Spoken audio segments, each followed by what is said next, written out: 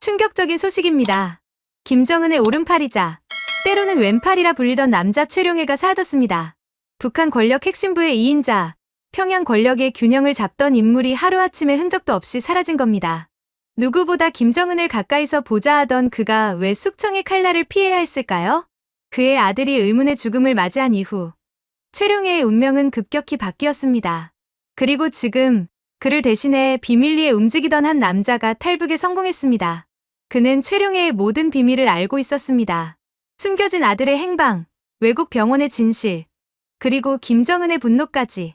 이 영상의 마지막까지 함께 하셔야 북한 권력의 심장부에서 벌어진 최룡해, 숙청의 진짜 이유가 드러납니다.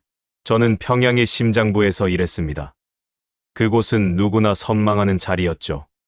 최룡해의 비서실에서 근무한다는 건 북한 권력의 정점 바로 아래에 있다는 뜻이었으니까요. 하지만 그 자리가 제게 가져다 준 건 영광이 아니라 매일 밤 찾아오는 공포였습니다. 제 이름은 한성철입니다.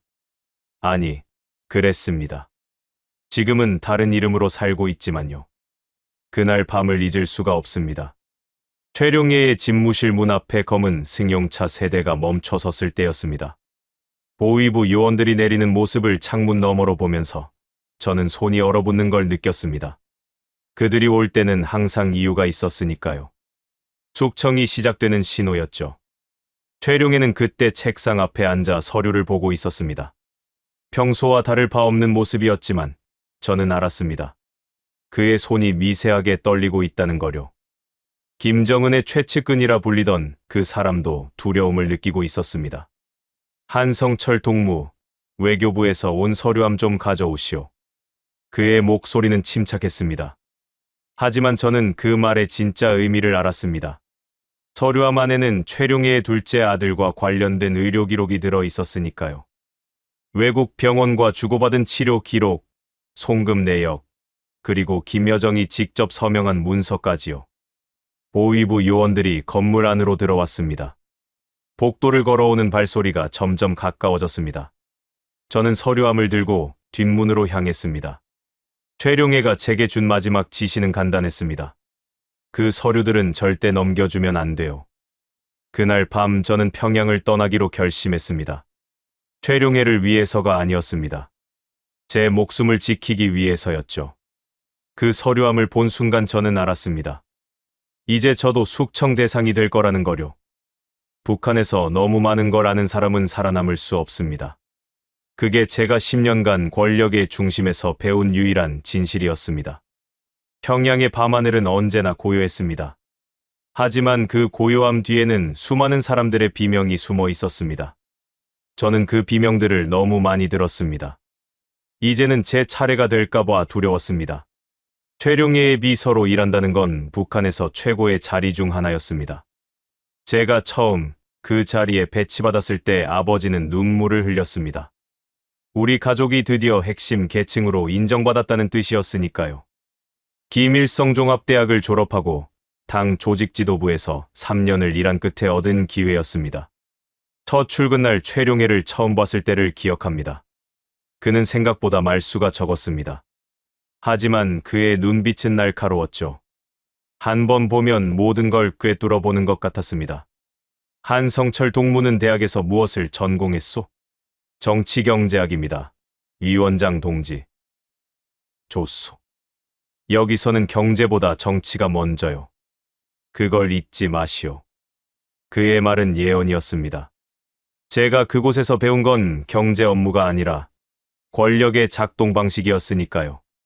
최룡해의 집무실에는 매일 수십 통의 보고서가 올라왔습니다. 군부에서, 당에서, 보위부에서, 외교부에서요. 그중 절반은 누군가를 감시한 내용이었고 나머지 절반은 누군가를 고발한 내용이었습니다. 저는 그 서류들을 분류하고 정리하는 일을 맡았습니다. 처음에는 단순한 업무라고 생각했습니다. 하지만 시간이 지나면서 깨달았죠. 제가 보는 서류 한 장 한 장이 누군가의 생사를 결정한다는 거요. 어느 날 최룡해가 한 서류에 붉은색 표시를 했습니다. 외교부 간부 한 명의 해외 활동 보고서였습니다. 그 사람은 중국 출장 중 허가받지 않은 사람을 만났다는 내용이었죠. 일주일 후 그 간부는 평양에서 사라졌습니다. 저는 그때 알았습니다. 최룡해의 붉은색 표시가 무엇을 의미하는지요. 최룡해는 김정은의 신임을 받는 사람이었습니다. 하지만 그 신임은 영원하지 않았습니다. 제가 일한 5년 동안 최룡해는 3번 위기를 맞았습니다.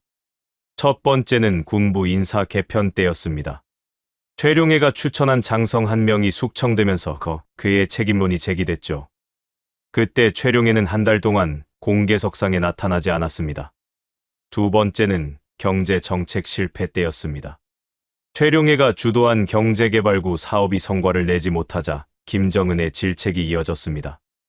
최룡해는 자아비판서를 썼고 당 간부들 앞에서 자신의 잘못을 인정해야 했습니다.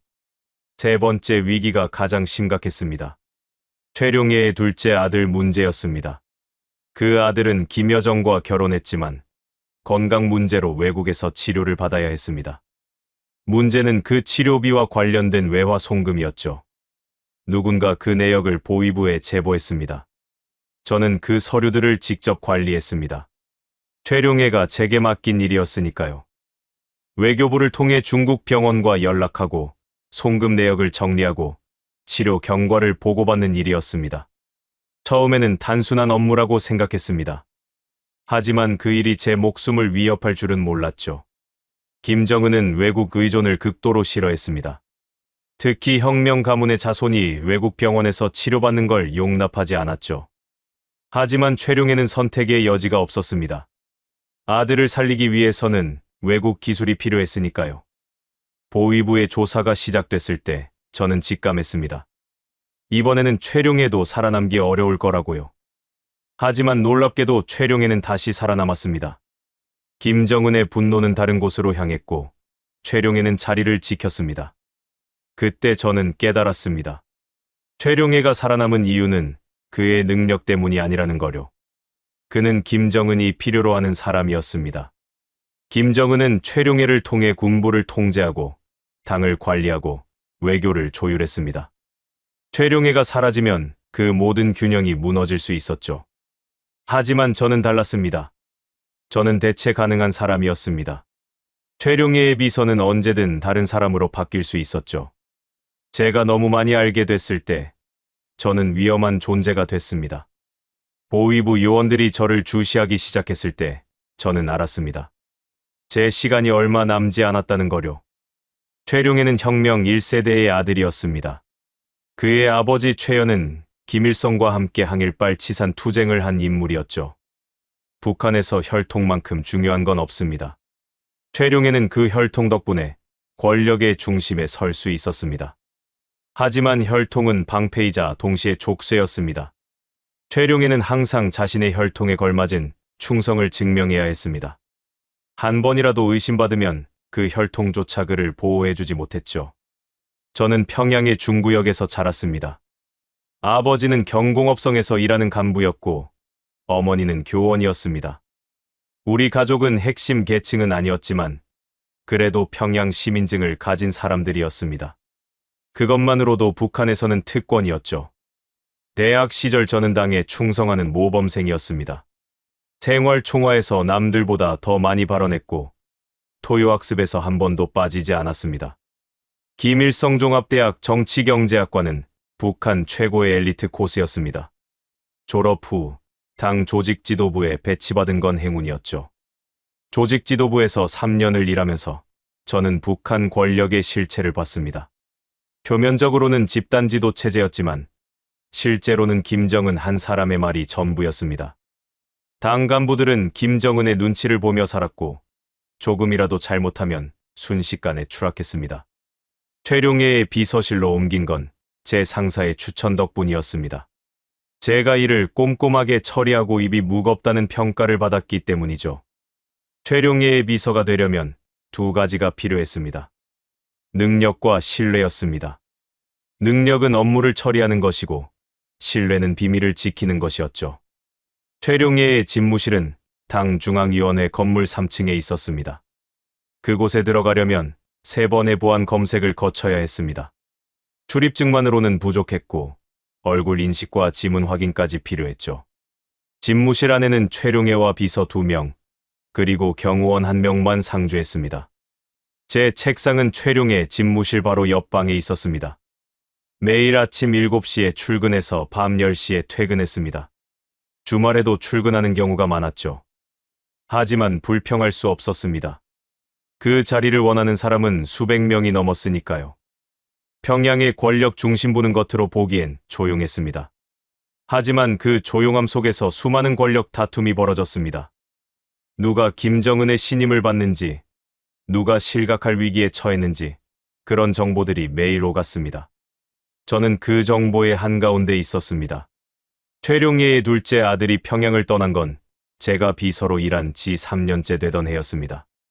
공식적으로는 외교 교육을 받기 위해 해외로 나간다고 했습니다. 하지만 저는 진짜 이유를 알고 있었죠. 건강 문제였습니다. 김여정과의 결혼은 최룡의 가문에게 큰 영광이었습니다. 혁명 1세대의 손자와 김씨 왕조의 딸이 결합한 것이었으니까요. 하지만 결혼 후 1년도 안 돼서 문제가 생겼습니다. 최룡예의 아들에게 희귀병이 발견된 겁니다. 평양의 의사들은 치료법을 찾지 못했습니다. 김만유 병원의 최고 의료진도 손을 들었죠. 유일한 방법은 외국 병원이었습니다. 중국 베이징의 한 병원에 전문의가 있다는 정보가 들어왔습니다. 최룡예는 김정은에게 직접 보고했습니다. 아들을 외국에서 치료받게 해달라고요. 김정은은 며칠 동안 답을 주지 않았습니다. 혁명 가문의 자손이 외국 병원에 의존한다는 건 체제에 대한 모독이었으니까요. 하지만 결국 허가가 떨어졌습니다. 조건이 있었습니다. 모든 과정을 극비로 진행하고 외교부를 통해서만 연락하며 치료비는 최룡예 개인이 부담한다는 것이었죠. 저는 그 모든 일을 처리하는 실무 담당자가 됐습니다. 외교부와의 연락은 복잡했습니다. 일반 전화나 이메일을 쓸 수 없었습니다. 모든 통신은 암호화된 전용 회선을 통해야 했죠. 저는 매주 외교부 담당자를 만나 치료 경과를 보고받았습니다. 그리고 그 내용을 최룡예에게 전달했습니다. 치료비는 어마어마했습니다. 한 달에 수만 달러가 들어갔습니다. 최룡예는 개인 자금으로 감당할 수 없었죠. 결국 청년동맹 시절 운영하던 무역회사의 자금을 끌어다 썼습니다. 그게 문제의 시작이었습니다. 북한에서 외화는 국가 재산입니다. 개인이 마음대로 쓸 수 없죠. 무역회사 자금도 마찬가지였습니다. 최룡예는 형식적으로는 승인을 받았지만 실제로는 회계 장부를 조작했습니다. 저는 그 조작된 장부를 관리하는 사람이었습니다. 처음에는 별 문제가 없어 보였습니다. 무역회사 수익금에서 일부를 빼내 병원비로 송금하는 것이었으니까요. 하지만 감사가 시작되면서 상황이 달라졌습니다. 당 검열위원회에서 청년동맹 산하 무역회사들에 대한 전면 감사를 시작했습니다. 김정은의 직접 지시였습니다. 외화 관리를 강화하겠다는 방침이었죠. 감사팀이 장부를 뒤지기 시작했고 곧 이상한 점들이 발견됐습니다. 수백만 달러가 정체불명의 용도로 빠져나간 기록이 있었습니다. 송금 내역도 불분명했죠. 감사팀은 최룡예에게 해명을 요구했습니다. 최룡예는 외교부 업무와 관련된 지출이라고 둘러댔습니다. 하지만 증거를 대라는 요구에는 답하지 못했습니다. 저는 그때 처음으로 실각의 공포를 느꼈습니다.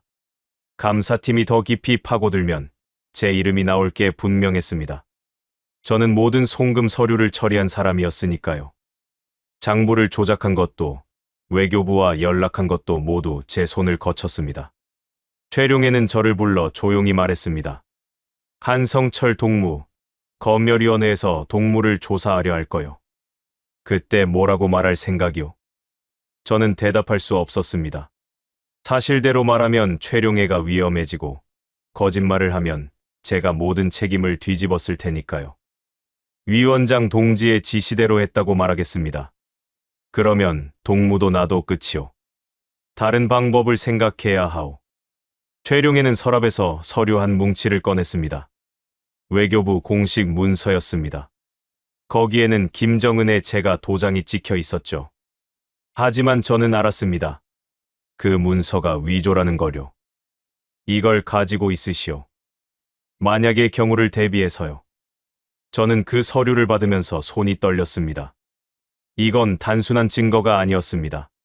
김정은의 도장을 위조했다는 증거였죠. 만약 이게 발각되면 저는 물론이고 최룡해도 즉시 처형될 겁니다. 다음 날 보위부 요원 2명이 제 사무실로 찾아왔습니다. 그들은 예의 바르게 질문했지만 저는 알았습니다. 이게 시작이라는 거요. 그들은 무역회사 송금 내역에 대해 물었고 저는 준비한 대로 답했습니다. 외교부 업무와 관련된 정당한 지출이었다고요. 그럼 증빙 서류를 보여주시오. 저는 최룡해가 준 위조 문서를 내밀었습니다. 요원들은 문서를 자세히 살펴봤습니다. 김정은의 도장을 보고 잠시 망설이더니 서류를 돌려줬습니다. 알겠소. 하지만 조사는 계속될 거요. 그들이 나간 후 저는 책상에 주저앉았습니다.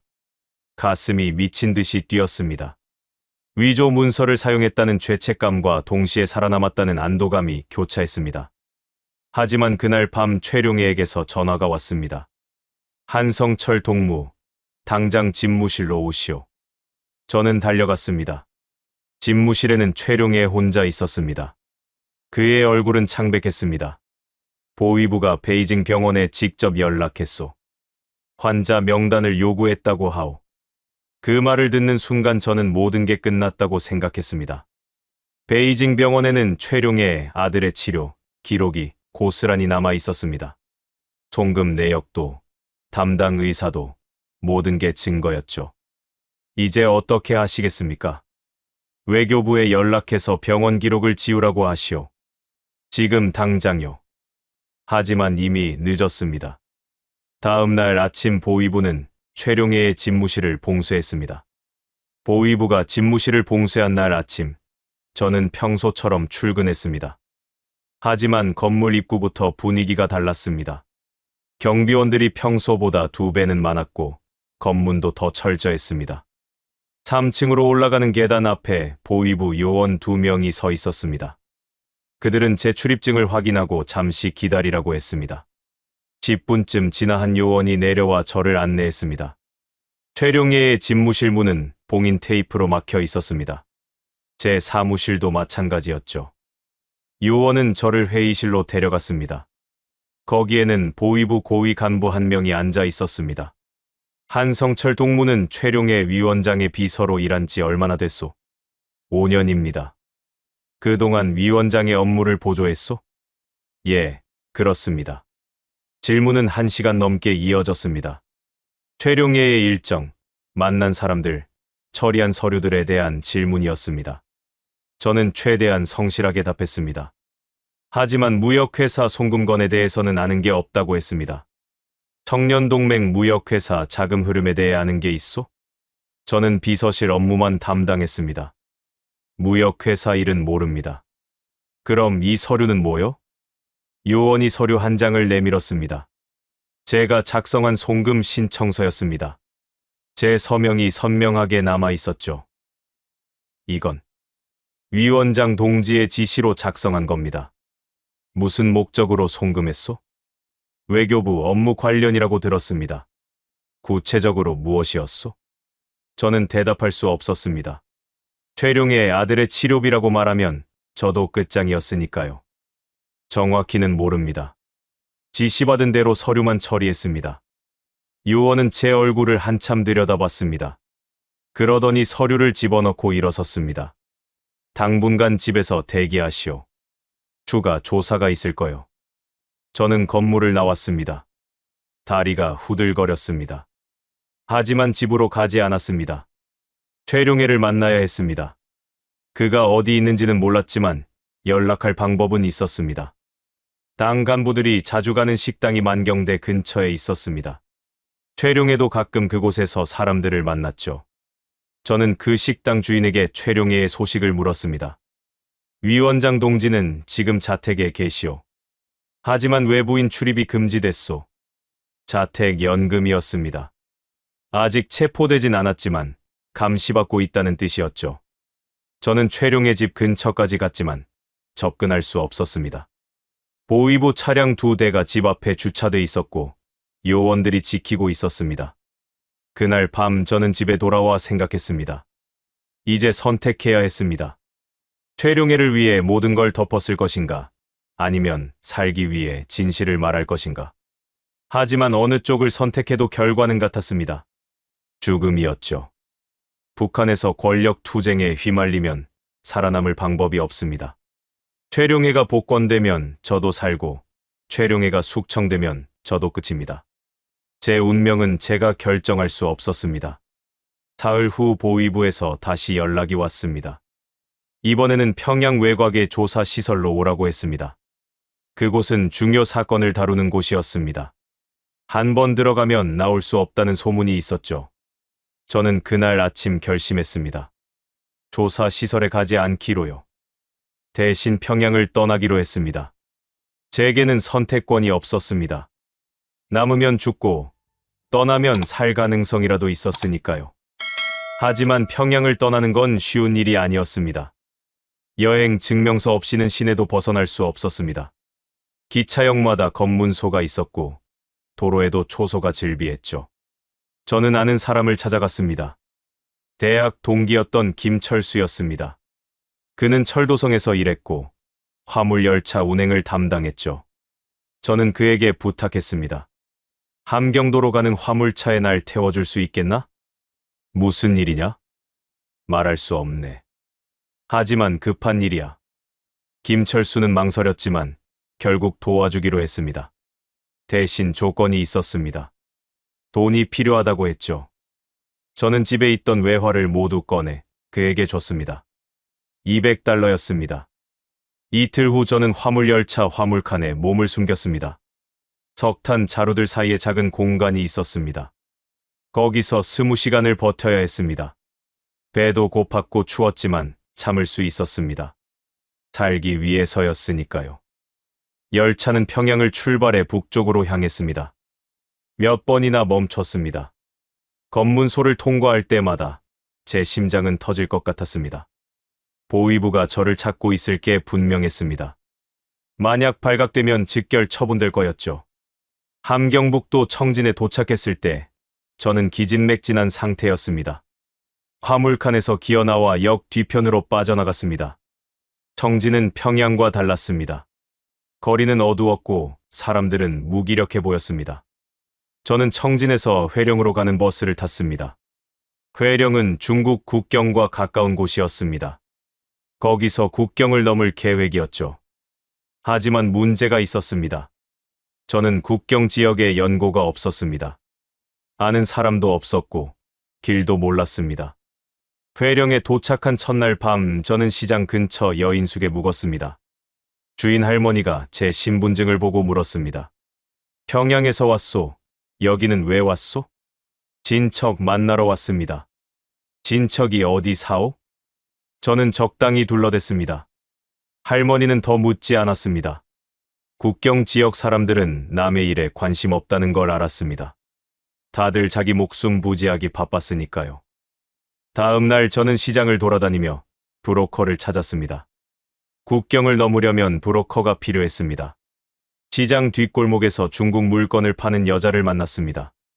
조심스럽게 물었습니다. 두만강 건너는 방법 아십니까? 여자는 제 얼굴을 찬찬히 살펴봤습니다. 돈 있소? 있습니다. 얼마요? 500위안 있습니다. 여자는 고개를 저었습니다. 그걸로는 안 돼요. 저는 당황했습니다. 제게 그만한 돈이 없었으니까요. 여자는 다른 방법을 제시했습니다. 직접 건너려면 강을 잘 알아야 하오. 순찰대 시간도 알아야 하고요. 그게 아니면 죽소. 저는 결심했습니다. 혼자서라도 건너겠다고요.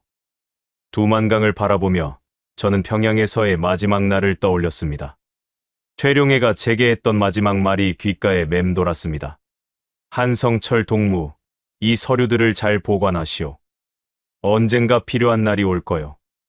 그때는 그 말의 의미를 정확히 몰랐습니다. 하지만 지금은 알았습니다. 최룡해는 이미 자신의 운명을 예감했던 겁니다. 그리고 저에게 증거를 맡긴 이유도요. 만약 자신이 숙청되면 그 서류들이 복권의 열쇠가 될 수 있었으니까요. 저는 최룡해를 처음 만난 날을 기억합니다. 그는 엄격했지만 공정했습니다. 실수를 용납하지 않았지만 노력은 인정해줬죠. 다른 간부들처럼 부하들을 함부로 대하지도 않았습니다. 하지만 권력의 중심에 오래 있으면서 최룡해도 변했습니다. 처음엔 원칙을 지키려 했지만 점점 타협하기 시작했죠. 무역회사 자금을 개인적으로 쓴 것도 장부를 조작한 것도 모두 그런 타협의 결과였습니다. 저 역시 마찬가지였습니다. 처음엔 잘못된 일이라고 생각했습니다. 하지만 최룡해의 지시를 거부할 수 없었죠. 거부하면 제 자리를 잃을 테니까요. 그렇게 저도 공범이 됐습니다. 평양에서의 5년은 긴장의 연속이었습니다. 매일 아침 출근할 때마다 오늘은 무슨 일이 벌어질까 두려웠습니다. 최룡해가 김정은에게 불려가면 저는 온종일 불안에 떨었습니다. 그가 돌아올 때까지 일손이 잡히지 않았죠. 장성택이 숙청됐을 때 저는 처음으로 죽음을 실감했습니다. 그는 김정은의 고모부였습니다. 그런 사람도 하루아침에 사라질 수 있다는 걸 보면서 저는 깨달았습니다. 이 나라에서는 누구도 안전하지 않다는 거요. 두만강을 건너기로 결심한 날 밤, 저는 회령 외곽의 강변으로 갔습니다. 시장에서 만난 한 남자가 알려준 지점이었습니다. 순찰대가 뜸한 곳이라고 했죠. 강은 생각보다 넓었습니다. 11월이어서 날씨가 추웠지만 강물은 얼지 않았습니다. 물살도 제법 빨랐습니다. 저는 헤엄을 칠 줄 알았지만 짐을 들고 건너기는 쉽지 않아 보였습니다. 오후 11시쯤 강변에 도착했습니다. 캄캄했습니다.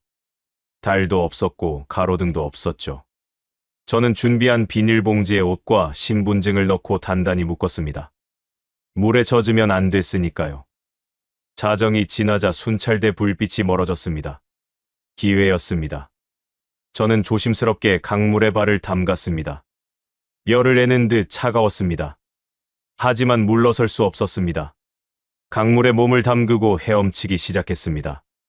물살이 강해서 자꾸 떠내려갔습니다. 몇 번이나 물을 먹었습니다. 숨이 턱까지 찼지만 계속 팔을 저었습니다. 강 중간쯤 왔을 때 개 짖는 소리가 들렸습니다. 순찰대가 다가오고 있었습니다. 저는 숨을 죽이고 물속에 몸을 최대한 낮췄습니다. 손전등 불빛이 강물을 훑고 지나갔습니다. 심장이 터질 것 같았습니다. 순찰대가 저를 발견하면 끝이었습니다. 총을 쏠 게 분명했죠. 저는 움직이지 않고 떠 있었습니다. 1분이 1시간처럼 느껴졌습니다. 다행히 순찰대는 지나갔습니다. 저는 다시 헤엄치기 시작했습니다. 몸이 떨렸지만 멈출 수 없었습니다. 조금만 더 가면 중국이었습니다. 마침내 반대편 강둑에 닿았습니다. 저는 기어 올라와 풀밭에 쓰러졌습니다. 온몸이 얼어붙은 것 같았습니다. 하지만 살았습니다. 저는 북한을 벗어났습니다. 잠시 숨을 고른 후 저는 일어났습니다. 젖은 옷을 갈아입고 마을 쪽으로 걸었습니다. 중국 마을이었습니다. 집들에서 불빛이 새어 나왔습니다. 개 짖는 소리도 들렸죠. 저는 조심스럽게 마을을 지나 도로로 나왔습니다. 어디로 가야 할지 몰랐습니다. 하지만 일단 멀리 가야 했습니다. 국경에서 멀어질수록 안전했으니까요. 새벽 5시쯤 한 트럭이 지나갔습니다. 저는 손을 흔들어 차를 세웠습니다. 운전사는 중국 사람이었습니다. 저는 서툰 중국어로 말했습니다. 연길까지 태워주시면 돈 드리겠습니다. 운전사는 제 모습을 보고 알았을 겁니다. 북한에서 온 사람이라는 거요. 하지만 묻지 않았습니다. 그냥 고개를 끄덕이며 조수석을 가리켰습니다. 트럭은 연길로 향했습니다. 창밖으로 펼쳐진 중국 땅을 보면서 저는 처음으로 안도했습니다. 이제 북한으로 돌아갈 일은 없을 거라고 생각했습니다. 연길에 도착한 저는 조선족 사람들이 모이는 식당을 찾았습니다. 거기서 탈북민을 돕는 사람들에 대한 정보를 얻었습니다. 한국으로 갈 수 있는 방법도 물었습니다. 한 조선족 아주머니가 연락처를 알려줬습니다. 저는 그 번호로 전화를 걸었습니다. 남자 목소리가 들렸습니다. 어디서 왔습니까? 평양에서 왔습니다. 언제 넘어왔습니까? 사흘 전입니다. 지금 어디 계십니까? 저는 위치를 말했습니다. 남자는 기다리라고 했습니다. 누군가 저를 데리러 올 거라고요.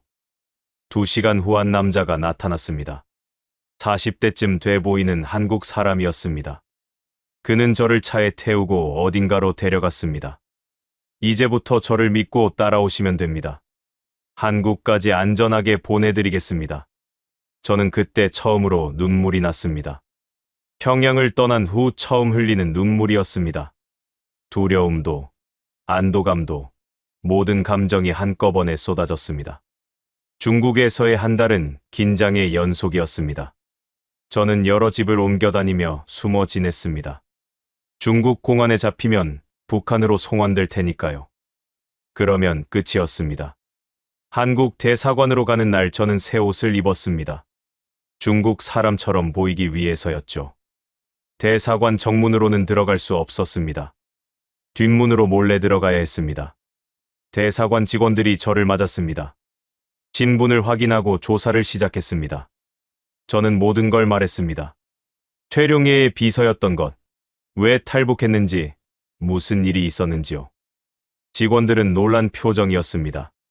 최룡해 같은 고위 간부의 비서가 탈북한 경우는 드물었으니까요. 그들은 제게 더 많은 질문을 했습니다. 북한 권력층에 대해, 최룡해에 대해, 김정은에 대해서요. 저는 대사관 안작은 방에 머물게 됐습니다. 창문은 있었지만 밖을 함부로 볼 수 없었습니다. 중국 공안이 언제 들이닥칠지 모르는 상황이었으니까요. 저는 그 방에서 한 달을 보내야 했습니다. 처음 며칠은 잠을 제대로 잘 수 없었습니다. 밤마다 악몽을 꿨습니다. 공안에게 붙잡혀 북한으로 끌려가는 꿈, 최룡해 동지 앞에 무릎 꿇고 있는 꿈, 보위부 지하 신문실에 갇힌 꿈이었습니다. 새벽에 깨면 온몸이 땀으로 젖어 있었습니다. 그때 저를 도와준 사람이 박수진 씨였습니다. 40대 후반의 여자 영사였습니다. 그녀는 매일 아침 제 방에 들어와 안부를 물었습니다. 어젯밤은 좀 주무셨어요? 네. 괜찮습니다.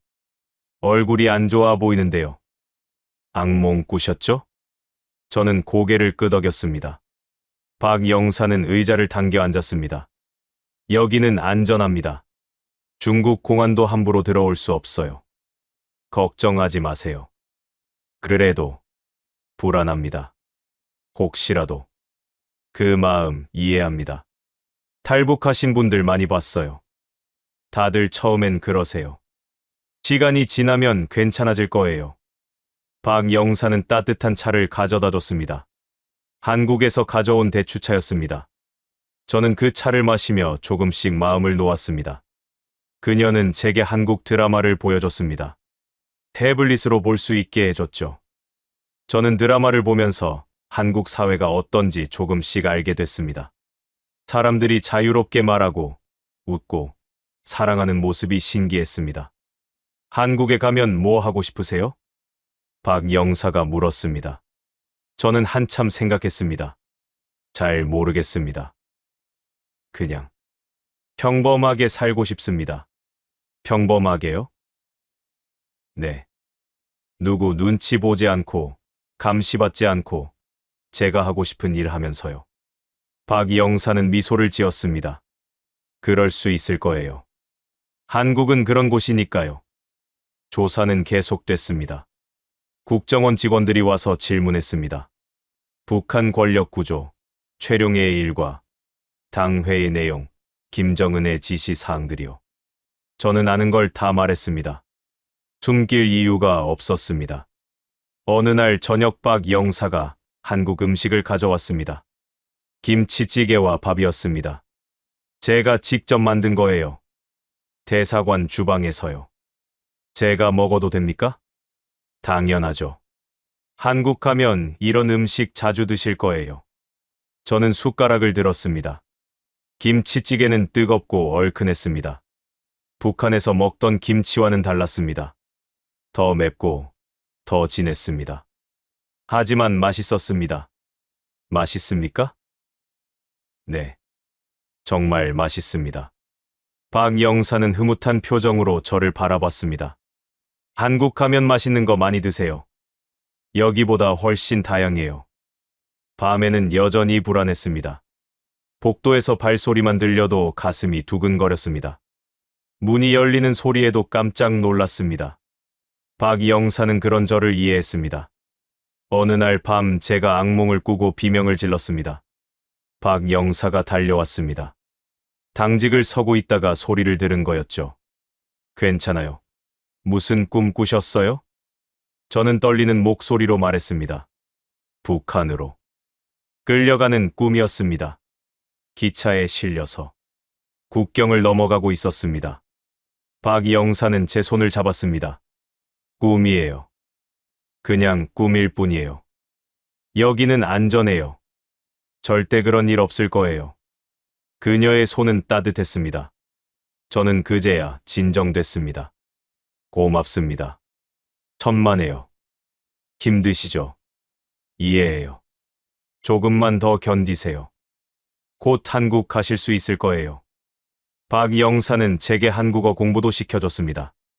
남북한 언어가 다른 부분을 알려줬죠.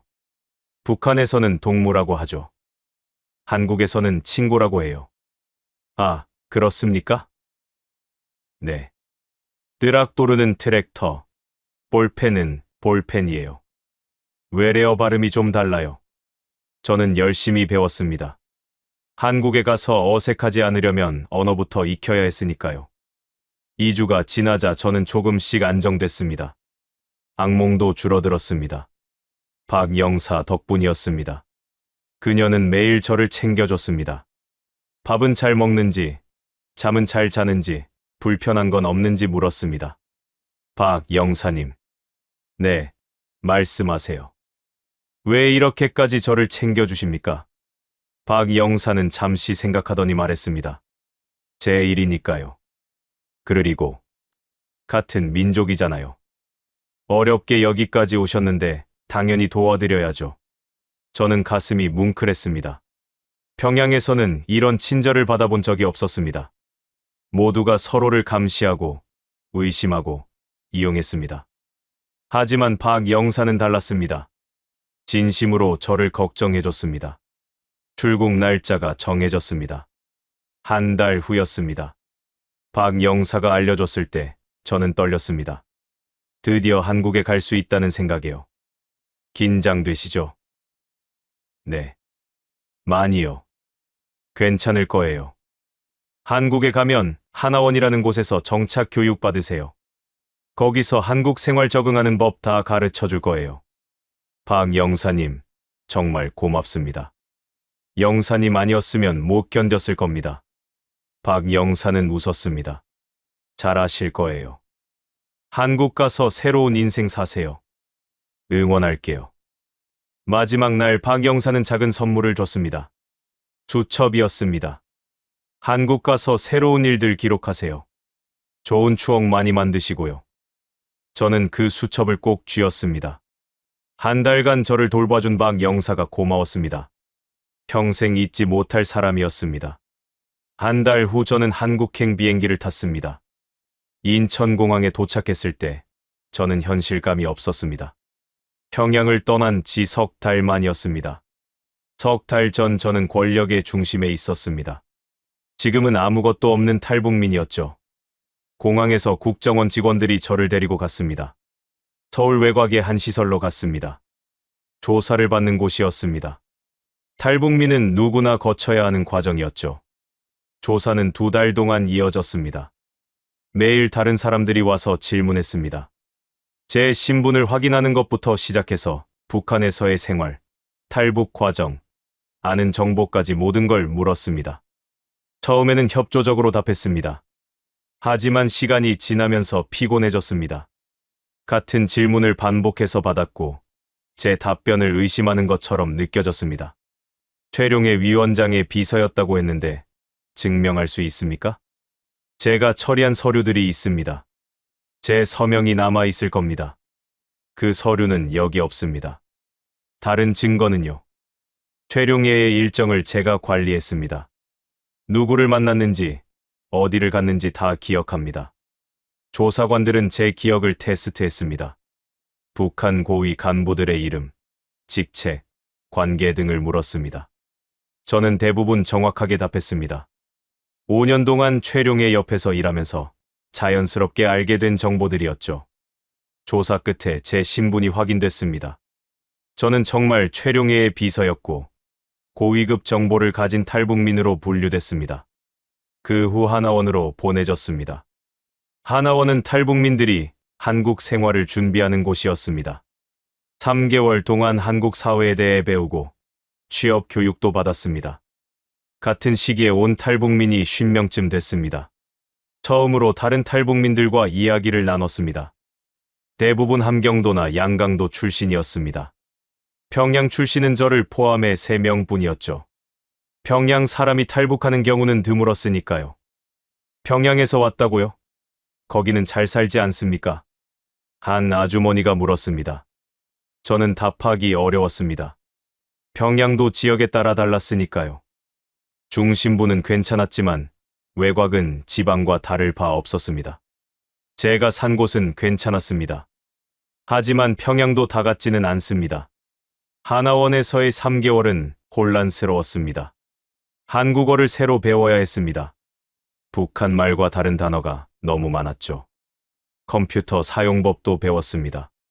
북한에서는 인터넷을 써본 적이 없었으니까요. 가장 어려웠던 건 자유였습니다. 북한에서는 모든 게 정해져 있었습니다. 어디 가려면 허가를 받아야 했고 무엇을 하든 보고해야 했죠. 하지만 한국은 달랐습니다. 아무도 제게 무엇을 하라고 지시하지 않았습니다. 주말에 뭐 하고 싶으세요? 교육 담당 선생님이 물었습니다. 저는 어떻게 대답해야 할지 몰랐습니다. 글쎄요. 무엇을 해야 합니까? 해야 하는 게 아니라 하고 싶은 걸 물어본 거예요. 하고 싶은 것이요? 선생님은 웃었습니다. 네. 쉬고 싶으면 쉬셔도 되고, 밖에 나가고 싶으면 나가셔도 돼요. 자유예요. 저는 그 말이 이상했습니다. 자유라는 게 이렇게 막막한 거였습니까? 북한에서는 생각할 필요가 없었습니다. 토요일은 생활총화, 일요일은 의무 노력 동원이었으니까요. 하지만 한국에서는 제가 직접 선택해야 했습니다. 컴퓨터 수업 시간이 가장 신기했습니다. 인터넷으로 세상의 모든 정보를 볼 수 있다는 게 놀라웠습니다. 선생님이 포털 사이트를 보여줬습니다. 여기에 궁금한 거 검색하면 다 나와요. 저는 조심스럽게 김정은을 검색했습니다. 수많은 기사가 나왔습니다. 북한에서라면 상상도 못할 내용들이었죠. 김정은을 비판하는 글도 있었습니다. 이런 글을 써도 괜찮습니까?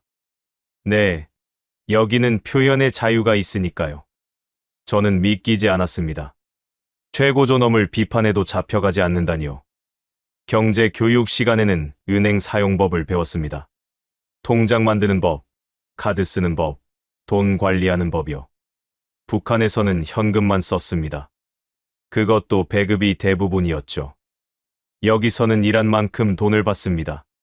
그 돈으로 필요한 걸 사는 거예요. 선생님의 설명이었습니다. 저는 고개를 끄덕였지만 실감이 나지 않았습니다. 월급을 받아본 적이 없었으니까요. 북한에서는 배급으로 살았습니다.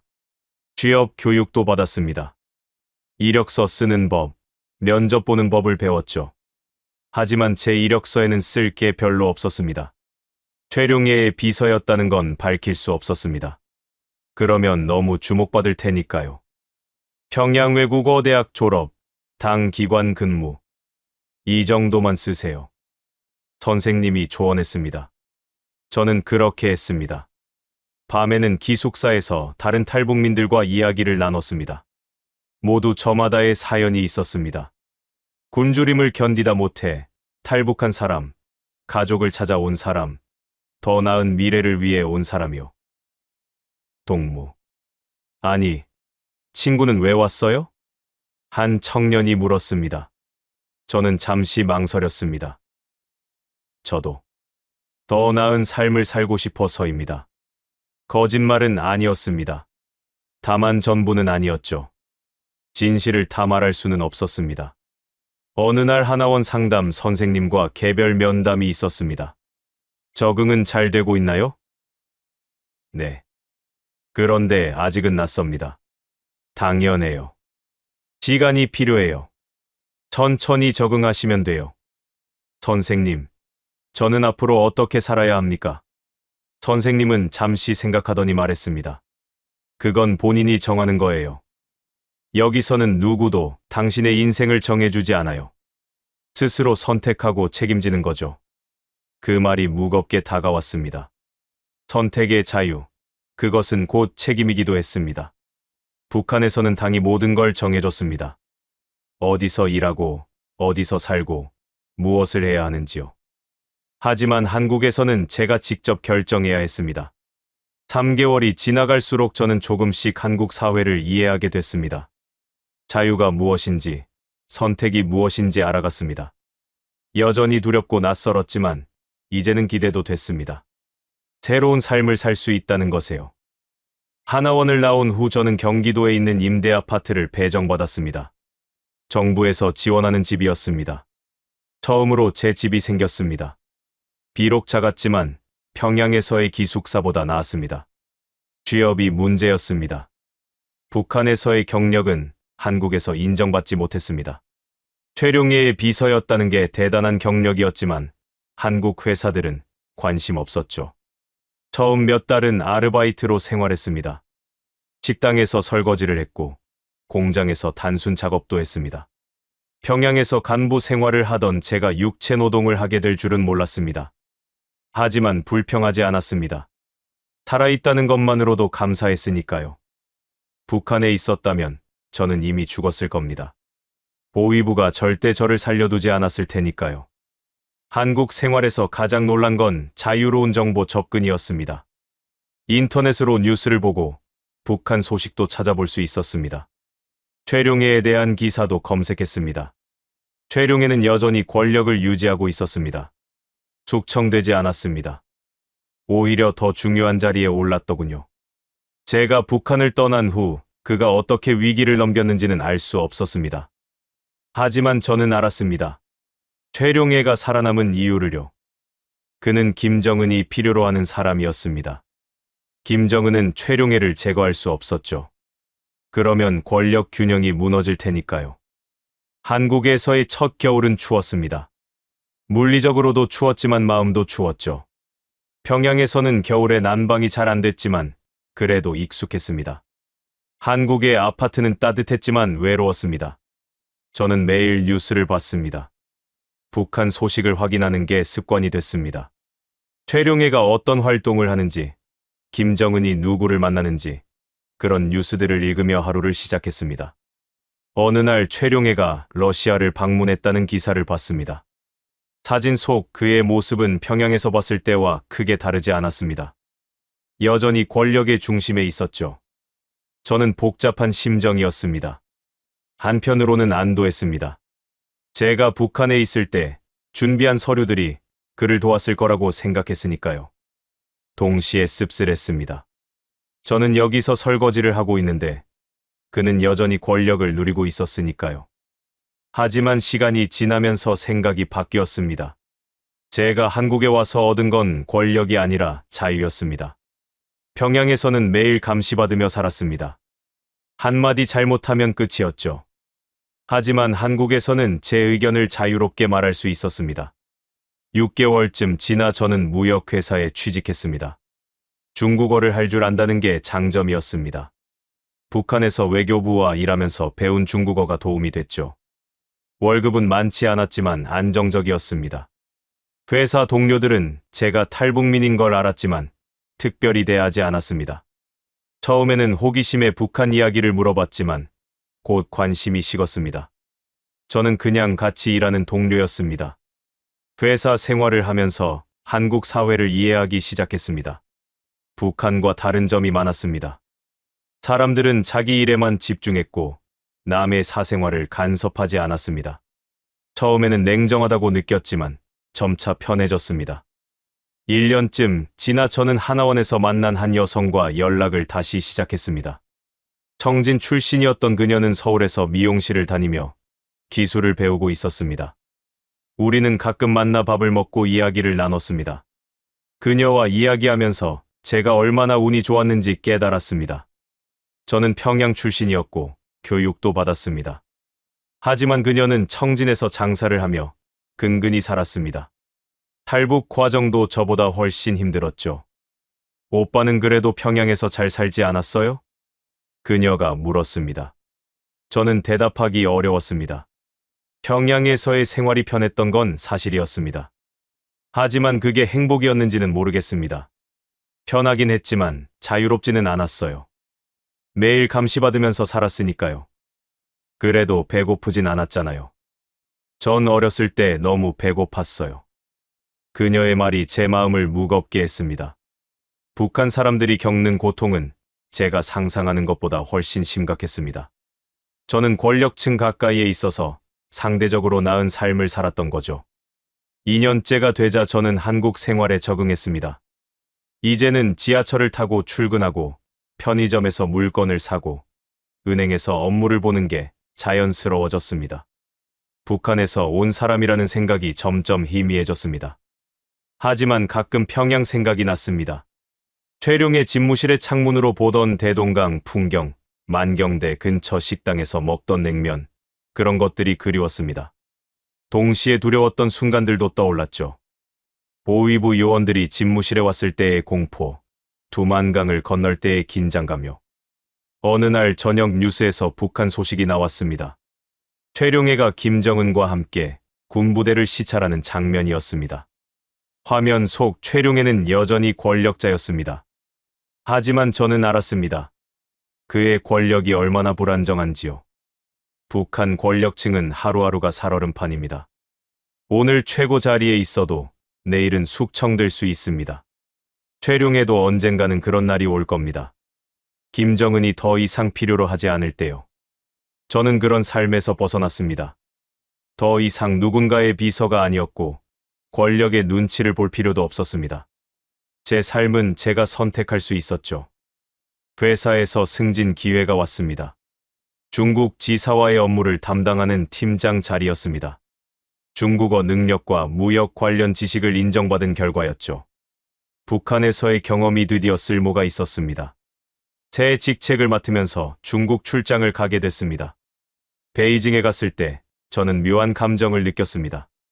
이곳은 최룡해의 아들이 치료받던 병원이 있는 도시였습니다. 제가 서류를 처리하며 수없이 연락했던 곳이었죠.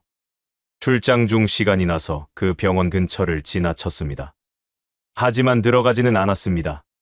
그곳은 이미 제 과거였고 저는 앞으로 나아가고 있었으니까요. 한국에서의 3년째, 저는 작은 아파트에서 조금 더 큰 아파트로 이사했습니다. 회사에서 받은 보너스와 모아둔 돈으로 전세 계약을 했습니다. 처음으로 제 힘으로 집을 구한 거였습니다. 이사한 날 밤새 집 창문으로 서울 야경을 바라봤습니다. 불빛들이 반짝이는 도시를 보면서 저는 생각했습니다. 평양에서 봤던 야경과는 완전히 다른 풍경이었습니다. 평양은 어두웠지만 서울은 밝았습니다. 하나원에서 만났던 여성과의 관계도 진전됐습니다. 우리는 서로의 아픔을 이해하는 사이였습니다. 북한에서 겪은 고통, 탈북 과정의 두려움, 한국에서의 적응 과정을 공유할 수 있었죠. 그녀는 미용 기술을 배워 작은 미용실을 차렸습니다. 저는 무역회사에서 팀장으로 일했습니다. 우리 둘 다 한국에서 새로운 삶을 만들어가고 있었습니다. 어느 날 그녀가 물었습니다. 북한에 다시 돌아가고 싶어요? 아니요. 절대요. 제 대답은 확고했습니다. 북한에는 제가 돌아갈 이유가 없었습니다. 가족도, 친구도, 미련도 없었죠. 그곳에서의 제 삶은 끝났습니다. 전 가끔 엄마가 보고 싶어요. 하지만 돌아갈 순 없죠. 그녀의 목소리가 떨렸습니다. 많은 탈북민들이 북한에 두고 온 가족을 그리워했습니다. 하지만 다시 만날 수 없다는 걸 알았죠. 탈북은 일방통행이었습니다. 저는 가족에 대한 그리움이 없었습니다. 부모님은 제가 탈북하기 전에 돌아가셨고 형제자매도 없었습니다. 북한에서의 관계는 대부분 일 때문에 맺어진 것들이었죠. 진짜 친구는 없었습니다. 한국에서 4년째가 됐을 때 저는 처음으로 휴가를 냈습니다. 제주도로 여행을 갔습니다. 북한에서는 상상도 할 수 없는 일이었죠. 개인적으로 여행을 간다는 것 자체가요. 제주 바다를 보면서 저는 자유의 의미를 다시 생각했습니다. 자유는 단순히 국경을 넘는 게 아니었습니다.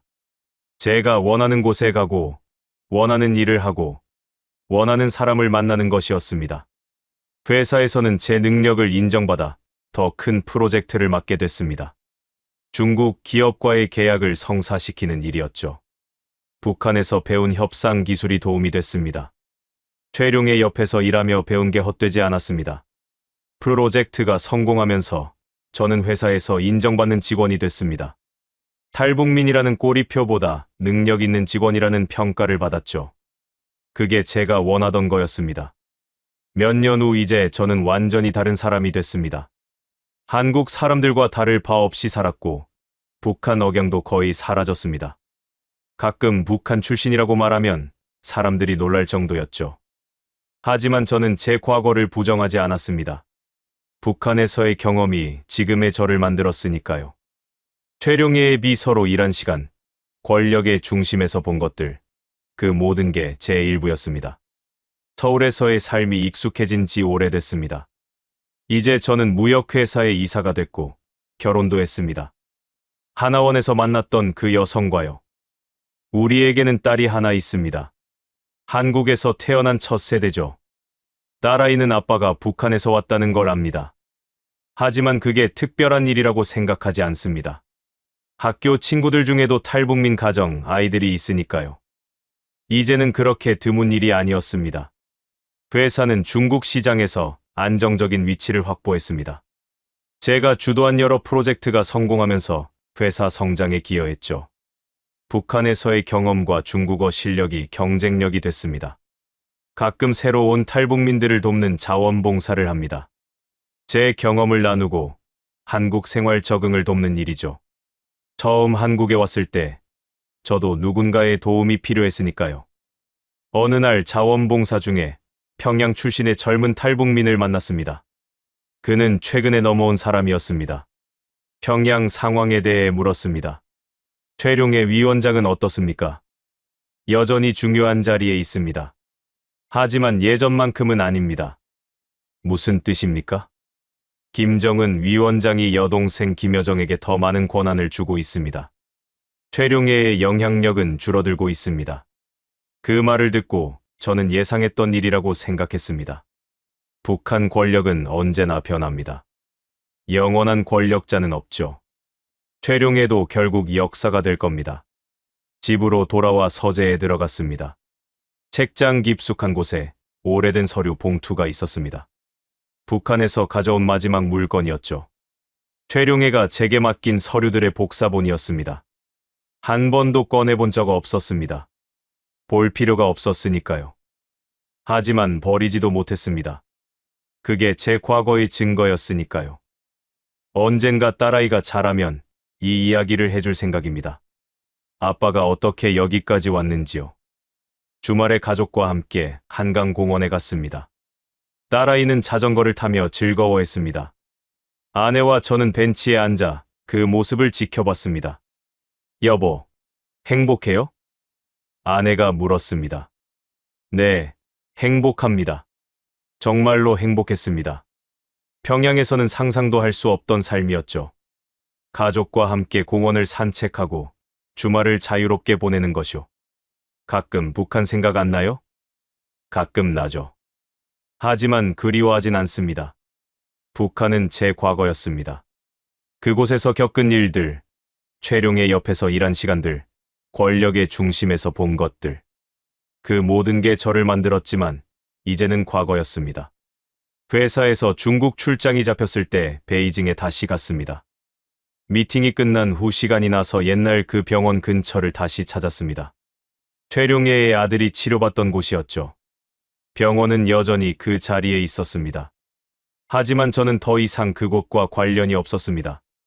제가 처리했던 서류들, 관리했던 송금 내역들, 그 모든 게 먼 과거였습니다. 호텔로 돌아와 창밖을 바라봤습니다.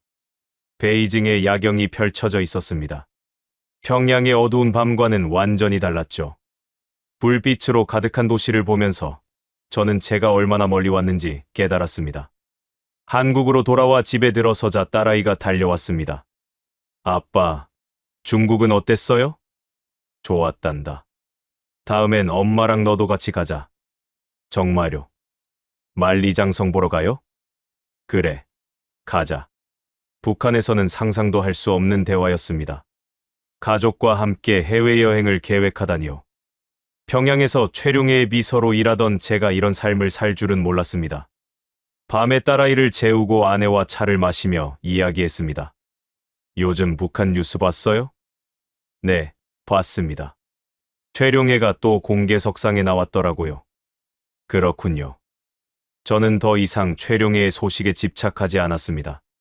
처음 몇 년은 그의 동향을 계속 확인했지만 이제는 그럴 필요가 없었습니다. 그의 삶과 제 삶은 완전히 다른 길을 가고 있었으니까요. 회사에서 후배 직원들을 교육하는 일을 맡게 됐습니다. 무역 업무의 노하우를 전수하는 거였죠.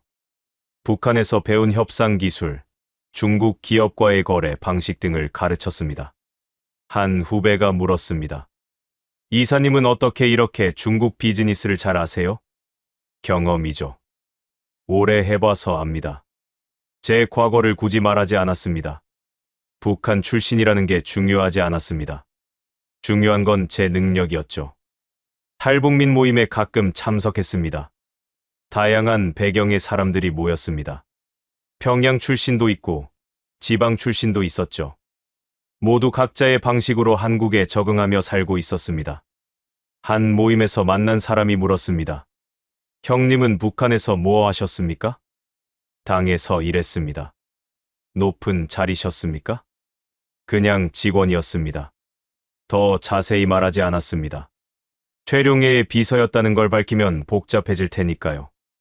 사람들이 궁금해하고 질문하고 그러면 과거를 계속 떠올려야 했습니다. 딸아이가 초등학교에 입학했습니다. 입학식에 참석하면서 저는 감회가 깊었습니다. 제 딸은 자유로운 나라에서 교육받을 겁니다. 주체 사상을 배우지 않아도 되고 기밀성을 찬양하지 않아도 됐죠. 학교에서 학부모 상담이 있었습니다. 선생님이 말했습니다. 아버님이 북한 출신이시라고 들었습니다. 아이한테 혹시 영향이 있을까 걱정하셨는데 전혀 없습니다. 아주 밝고 건강한 아이입니다. 그 말에 안도했습니다. 제 과거가 딸에게 짐이 되지 않는다는 걸 확인한 거였죠. 회사에서 승진 제안을 받았습니다. 임원으로 올라가는 자리였습니다. 북한 출신 탈북민이 한국 기업의 임원이 되는 건 흔한 일이 아니었습니다. 고민할 필요 없습니다. 이사님 능력을 인정받은 겁니다. 사장님이 말했습니다. 저는 제안을 받아들였습니다. 제 능력으로 얻은 자리였으니까요. 승진 후 첫 임원회의에 참석했습니다. 회의실에 앉아 다른 임원들과 회사 전략을 논의했습니다. 그 순간 문득 생각했습니다. 평양에서 최룡해 옆에 앉아 회의록을 작성하던 때를요. 그때와 지금의 차이는 명확했습니다. 그때는 제 의견을 말할 수 없었습니다. 그저 지시를 받고 실행하는 사람이었죠. 하지만 지금은 달랐습니다. 제 의견을 말하고 회사 결정에 영향을 줄 수 있었습니다. 집에 돌아와 서재에서 오래된 사진 한 장을 꺼냈습니다. 평양에서 찍은 마지막 사진이었습니다. 당 중앙위원회 건물 앞에서 찍은 거였죠. 젊은 제 모습이 보였습니다. 사진 속 저는 자신감 넘쳐 보였습니다. 권력의 중심에 있다는 자부심이 얼굴에 드러났죠. 하지만 그 자신감 뒤에 숨은 두려움은 보이지 않았습니다. 이제 제 얼굴은 달랐습니다. 자신감은 여전했지만 두려움은 없었습니다. 누군가를 무서워할 필요가 없었으니까요.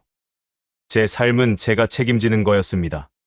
주말에 아내와 함께 등산을 갔습니다. 북한산이었습니다. 정상에 올라 서울을 내려다봤습니다. 거대한 도시가 발 아래 펼쳐졌습니다. 여기서 보니까 평양도 이렇게 보였어요? 아내가 물었습니다. 평양은 이것보다 훨씬 작았습니다. 그리고 어두웠죠. 지금은 행복해요? 네, 매우 행복합니다. 산을 내려오면서 저는 생각했습니다. 제가 북한을 떠난 결정이 옳았다고요. 만약 평양에 남았다면 저는 이미 죽었을 겁니다. 보위부가 절대 저를 살려두지 않았을 테니까요. 최룡해는 아마 아직도 권력을 유지하고 있을 겁니다. 하지만 그의 권력이 언제까지 갈지는 모릅니다. 북한에서 영원한 건 없으니까요. 김씨 왕조만 빼고요. 저는 더 이상 권력에 관심 없었습니다. 한국에서 얻은 자유가 어떤 권력보다 소중했습니다. 제가 원하는 걸 선택할 수 있고, 제 의견을 말할 수 있고, 제 가족을 지킬 수 있는 자유요. 회사에서 퇴근하는 길에 편의점에 들렀습니다. 딸아이가 좋아하는 과자를 사려고요. 편의점에서 물건을 고르는 것조차 북한에서는 상상할 수 없던 일이었습니다. 계산을 하고 나오면서 문득 깨달았습니다. 이런 평범한 일상이 제게는 기적이라는 거요. 북한에서는 누릴 수 없던 자유였으니까요. 집에 도착하니 딸아이가 숙제를 하고 있었습니다. 사회 시간의 통일에 대해 배웠다고 했습니다. 아빠, 북한이랑 남한이 통일하면 좋을까요? 어려운 질문이었습니다. 저는 신중하게 답했습니다. 통일이 되면 북한 사람들이 자유로워질 거야. 그게 가장 중요한 거란다. 아빠는 북한이 그리워요? 북한 땅은 그리워. 하지만 북한 체제는 그립지 않아. 딸아이는 고개를 끄덕였습니다. 완전히 이해하진 못했겠지만 받아들이는 것 같았습니다. 밤에 잠들기 전 창밖을 바라봤습니다. 서울의 불빛이 반짝였습니다. 평양에서 봤던 어두운 밤과는 완전히 달랐습니다. 이 불빛들이 자유를 상징하는 것 같았습니다. 제 인생에서 북한은 과거가 됐습니다. 최룡해도, 권력 투쟁도, 그 모든 게 먼 기억이었습니다. 이제 저는 한국 사람이었습니다.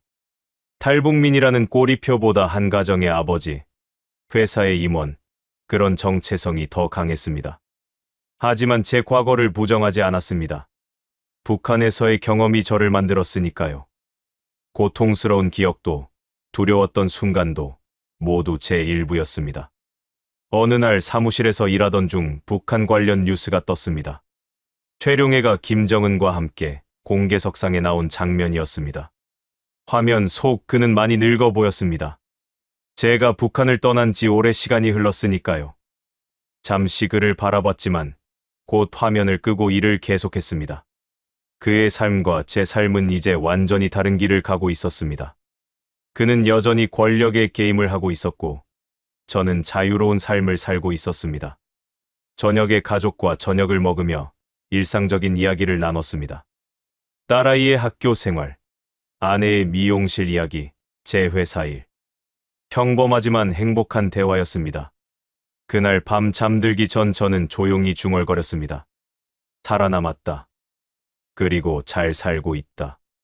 그게 제가 할 수 있는 최선이었습니다.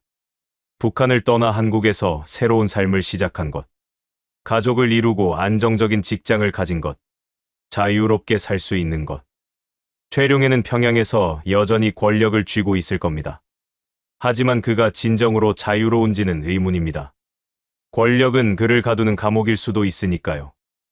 저는 권력 대신 자유를 선택했습니다. 그리고 후회하지 않습니다.